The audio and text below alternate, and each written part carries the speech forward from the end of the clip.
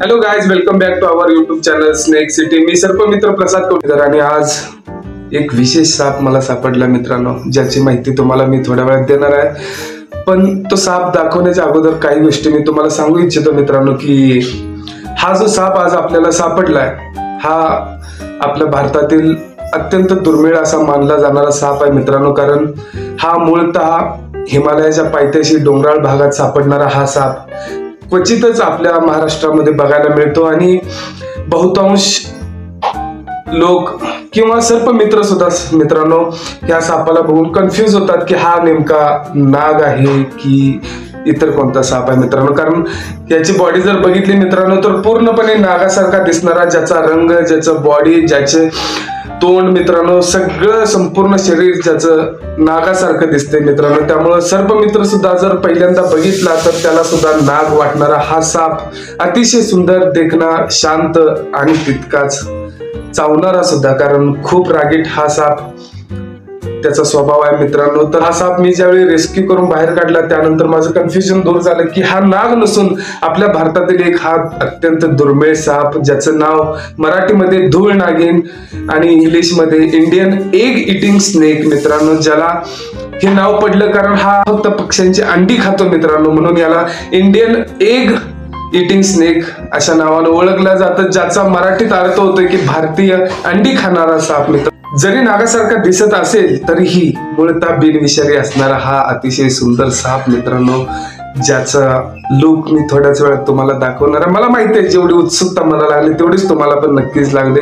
तर हा साप मी दाखवणार आहे मित्रांनो, हा बिनविषारी साप असून जरी ह्या सापाची कोणाला बाईट झाली तर कोणत्याही प्रकारचं जीवित हानी किंवा त्या व्यक्तीस कोणत्याही प्रकारचं नुकसान मित्रांनो होत नाही। त्यामुळे नाग समजून याला घाबरू नका, याला मारू नका मित्रांनो।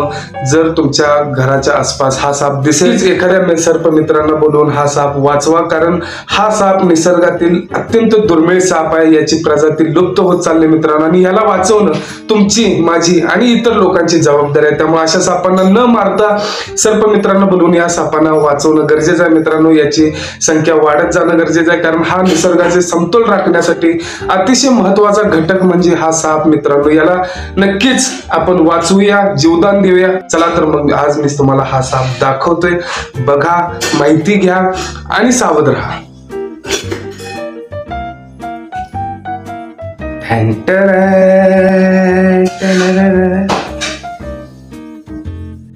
बघू शकता मित्रांनो, हा अत्यंत सुंदर, देखणा, शांत आणि तितकाच रागीट असणारा हा धूळ नागिन नावाचा साप मित्रांनो, मूळतः पक्ष्यांची अंडी खाणारा।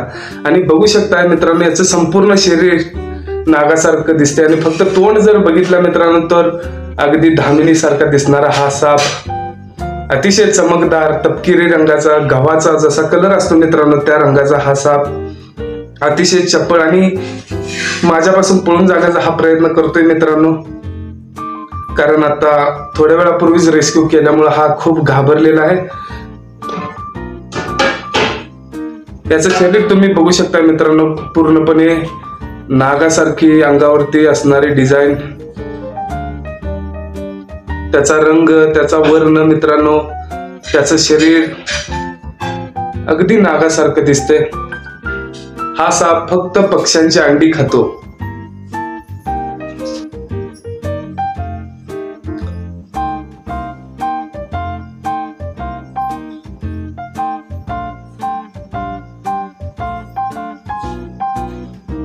तर मित्रांनो कसा वाटला तुम्हाला हा साप नक्की कमेंट करून सांगा आणि असेच नवीन नवीन साप आणि त्याची माहिती जाणून घेण्यासाठी आपल्या चॅनलला सबस्क्राइब नक्की करा।